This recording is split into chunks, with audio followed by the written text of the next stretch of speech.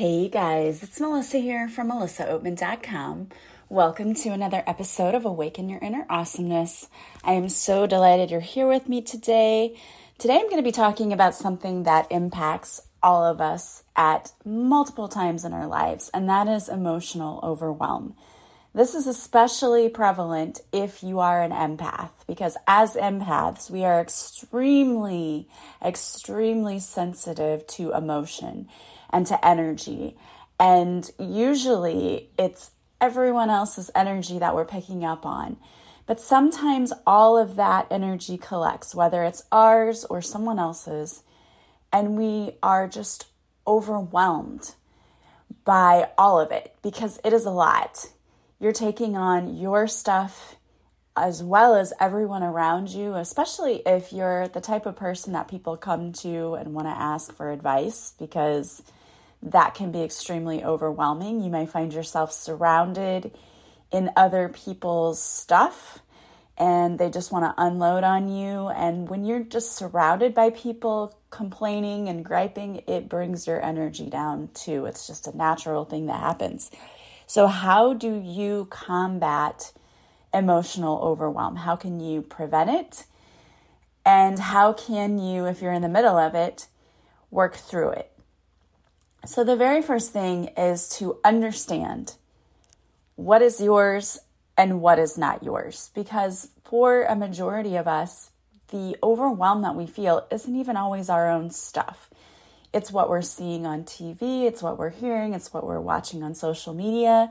So it's really important to check in with yourself and to ask yourself, okay, why am I feeling so, for me, it feels like just sluggish. I feel drained, and why am I feeling drained? And then I check in, like, what has happened recently? Has anything happened to me personally that might be causing this? And if I can't think of anything that's going on in my life, then I think, okay, maybe this is the result of being around certain people, or maybe watching certain things, or the social media, or whatever. So I check in with myself, and if it's not anything that's going on with me, then I look at what is happening around me that could be possibly affecting my own energy, emotion, and moods. Maybe I need to spend less time with certain people. Maybe I need to take a break from social media. If I've watched the news, maybe I need to take a break from that. What is it? Or maybe it's something that I've personally been doing that I need to take a break from. Okay, I've been working on this project. It's overwhelming. It's emotional. I need to take a break from it. So check in with yourself and ask yourself, what is happening in my life? Has anything changed, or is there anything going on that might be contributing to the way that I'm feeling? Okay, if you answer no, then is there anything going on around me that I'm picking up on? Are there people in my life who perhaps are making me feel this way? Once you figure that out, then we can move on to the next step. So if it's other people in your life, you know, as women especially, and I know men too, but especially as women, we're taught from a young age that it's impolite to say no. And that is just so false. Saying no is how we protect our energy. It's how we set healthy boundaries. So if you have people, for example, who are constantly coming to you and want to share their life story with you, it's okay to say, I can't deal with you right now because it's overwhelming to me. You don't even have to say it that way. You can just say, oh, I really don't have time right now. Can I check back in with you later? It's a hard thing for especially people pleasers because we want to help everyone. We want to be there for people. But if it's getting to the point that it's affecting your own mental health, your mental health and your emotional health is way more important than trying to help or please anybody else. So if this is getting in the way of your own sanity, then it's okay to take a break or to tell people, like, I need to take a break from you. And again, you don't have to say it that way. You don't have to be mean. You don't have to say, look, you're annoying. I need a break. What you can say is, I'm really busy right now. Can we get together later? Or I need to get back to you on that. Something that doesn't sound like something that is a personal attack, but also gives you the space to take time away from those people. Even if it's a family function and you don't really want to go, you can simply say something to the effect of, I can't make it. I'm so sorry, but let's get together soon. You can excuse yourself. It's okay. Just because it's family doesn't mean that you have to go. Especially if you have family who get together all the time, that can be really overwhelming. I know my sister, her in-law is like that side of the family constantly, because it's such a big family. There's always a party going on and she's always having to go somewhere, and it's overwhelming and she doesn't enjoy that. And we tried to say, hey, just say, we don't have to go to every single thing. There's too many people. If someone gets their feelings hurt, that's that's on them, because you can't be expected to be at every single thing. There's just no way.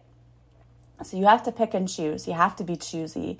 And you can't feel bad about that, because to be expected to stop your life and go to every single thing is not logical. It's not reasonable. And people have to understand that. So you have to put your own mental health first.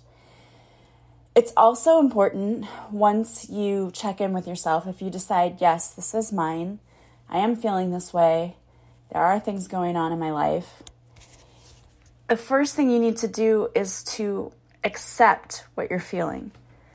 Yeah, I feel really crappy. Okay, that's normal. It really is. Everyone feels bad from time to time in their life. We all go through different emotions. So it's okay to feel that way. Don't beat yourself up because you're not feeling great or because you don't feel 100%. It's okay to not be okay. I think that's a something that everyone needs to hear and know and accept and understand. It's okay to not be okay. You're going to feel that way in life. Everyone goes through that. You're normal. If you were rainbows and sunshine every single day, I would worry about you, because that's just not how this works. I mean, you go through so much in life. It would be hard to go through it without feeling that overwhelm. So if you do feel that way, you're normal. You are part of the human race. That is a human emotion. It's okay to not be okay. Just learn to accept that. Accept yourself. You are normal. You are fine. Then what I want you to do is to write down what it is that you're feeling. What is the emotion? It's kind of important to identify it so that we can understand what's causing it. And sometimes it might be things that are completely out of your control, but maybe there are things that you can change that might help to alleviate some of what you're feeling. So is what I'm feeling caused by something that I have control over, or is it not? And it's important too, because if you don't have control over the situation, what you do have control over is the attention that you give it. And I think that's really important. And it's easy for me to sit here and say this to you, but I say it having gone through this. For such a long time, I sat there and was so angry and upset with my brother over the way he keeps treating me, and like, he should know, and he should be this, and he should be that. I was giving him way too much attention. When I started taking the attention off of him and putting it back on me and just being like, you know what, you do your thing, whatever. I'm going to do mine. I'm ignoring you because you're not worth my attention. And he's not. Things got so much better, because it is not worth your stress, your time, and your energy, and you're giving your power completely away when you worry about someone else. Stop doing that. When your attention is on other people, turn it back on you. That's what the universe wants you to do. Yes, we are all one, we're all connected, and we want to have connections with people. But when those connections are causing you pain and they're causing you stress, stop giving that person attention. For some people, it's like a game. They want your attention because the more they have your attention, the more control they have over you and the more easily you are manipulated. Stop giving people who don't deserve your attention your attention. When you start to have those thoughts and they creep in, you need to have an outlet that you can go to that's going to change your mindset. I know that when I say distraction is so important, some of you are like, oh no, but that doesn't. Yes, it is important, okay? Your brain is the thing that's wanting to focus on all the negativity. You've got to stop giving that attention to the negative. It's a choice to choose to sit in that place. Yes, we all go there, but are you going to sit there and dwell and set up camp? Or are you going to find something else to do so that you're not torturing yourself? Some people, and I know because this was me, I used to think that I was like a martyr for sitting here and playing the victim and everyone else was doing this to me, until I realized that I am not a victim unless I choose to be. If I stop dwelling on the things that I don't like, and part of doing that is changing things you have control over. I don't like this. Do I have control over it? Yes, I'm going to change it. If it's something I don't have control over, I'm not going to give it my attention. I'm not going to dwell on that part because it's not helping me. It's just torturing me. Cut down on your stress levels too. Are there things in your life you're doing that you don't want to? What's causing you this overwhelm? Is it stress? What's stressing you out? And if it's your job, there are things you can do. You can say, I can't take on this workload. There are things you have to sometimes speak up for yourself and advocate for yourself in a work situation. It's not comfortable, but we have become a society where everyone expects you to work yourself to death. And that's stupid. It's crazy. It's insane. And I am sick of it. I'm tired of it. I hate that we've become this way. It was not supposed to be this way. There are the middle class and everyone under working themselves to death so that the 1% can stay the 1%. And that's not the way it's supposed to be. Don't work yourself to death. Take that day off. Take those vacations. Take your breaks. Work is not supposed to stress you out or cause you to die of an early age because you're working so hard. At the end of your life, you are not going to look back and go, I'm so happy I worked so hard. Stop letting people treat you that way. Stop letting people load you with so much that you can't handle it. Cut down on stress where you can. If you need help in your life, what can you do? Okay, the cleaning is overwhelming me. Okay, can I hire someone to come in once every few weeks to clean? Can I ask my children to pick up the slack? Where can I make adjustments in my life so I don't have this stress? Am I getting enough sleep at night? Am I eating properly? Am I taking care of myself? Self-care is super important, and we tend to let that go to the back burner. What can you do to start taking better care of yourself? How can I make my life easier, make my life better? Because if you don't, it's going to show up in physical ways in your life.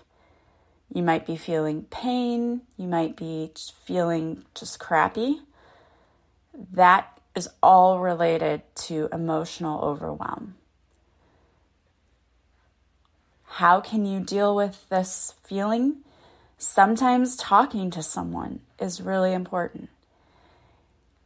There are therapists online that you can make an appointment with, you can talk to. You don't even have to leave your home. What is it that you need? Do you need someone you can share your feelings to? Everybody needs somebody to talk to. If you're feeling anxious, there are so many tools out there to help you. Have I stopped? Have I checked in with myself? Am I taking deep breaths? Have I meditated? Maybe I've done a tapping. Maybe I'm journaling, getting those thoughts out. That's the thing. Sometimes we let those thoughts ruminate in our brain. And if we would just get it out, whether it's writing it out on paper, talking to someone, it would not be rattling around in there, right? We'd be getting it out and releasing it. That's important too. Another thing you need to do is make sure that these thoughts that keep popping up in your head, are those reasonable? Or am I continuing to think thoughts that are not rational and not logical and aren't going to come true? Often what we think about are things that really are never going to come to pass, but we worry and we make ourselves anxious over things that aren't rational. So write down your thoughts. What are you thinking? What keeps popping into your head? What's coming up for you? Is it rational? And most likely you're going to say, no, it's not. Look for proof in your life. Look for proof in your life that it's rational. I remember after my mom died, I didn't want to be alone because I felt like if I had to spend time alone, then I was going to end up alone for the rest of my life, which seemed really stupid at the time. And you might be thinking, oh my gosh, way to overreact. But I don't know. It was just like a thought that I had, like, oh my gosh, what if I die alone? What if I'm always alone? And it was just this thought that kept plaguing me. And I had to sit down and think about it. In my rational life, do I see proof that I'm alone? And the answer, of course, is no. There are only 1 or 2 days out of like a month that I might have actually had to spend time by myself.